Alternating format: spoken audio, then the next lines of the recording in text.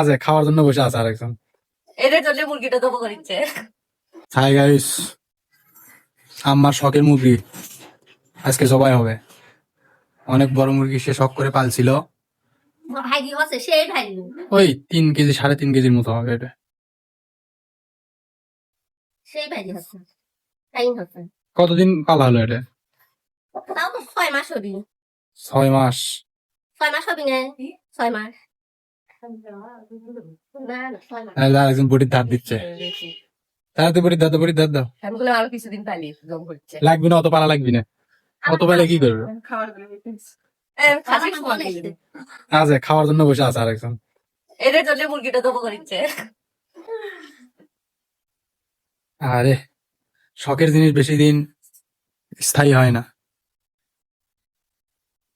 সেই মুরগি দয়াও লাগে।